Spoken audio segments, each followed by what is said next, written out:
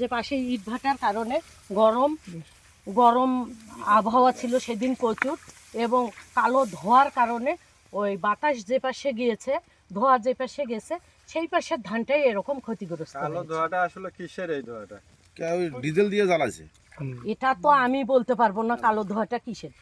যেটা আমাকে এলাকার লোক জানাচ্ছে, আপনাদের ক্ষতিগ্রস্ত লোকরা বলতিছে, সেটা হলো কি ইট ভাটার ওখান থেকে যে দূষিত ধোঁয়া ইট আসছে, ভাটা থেকে উদ্ভাবন। এটা তাদের কথা। আমি তো এটা সঠিক বলতে পারতেছি না। এটার জন্য আছে আমার ঊর্ধ্বতন কর্তৃপক্ষরা আছে, তারা আসবে, জানবে, সবার কাছে শুনবে, শুনে সঠিক কারণটা তারা আরো ভালো করে বলতে পারবে আমার চেয়ে। তবে আবার যে বর্তমান সৃষ্ট যে মানব সৃষ্ট যে দুর্যোগটি আমরা দেখতে পাচ্ছি, এটাকে কোনো কীটনাশক কিংবা বালানাশক প্রয়োগের মাধ্যমে এর প্রতিকার করা সম্ভব আছে কিনা?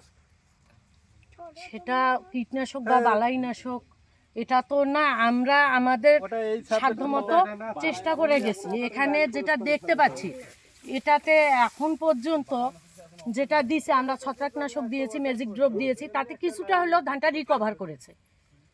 গত মঙ্গলবারের যে অবস্থা ছিল, তারপরে ওটা দিয়ে রিকভার করেছে, বাকিটা আল্লাহ ভরসা।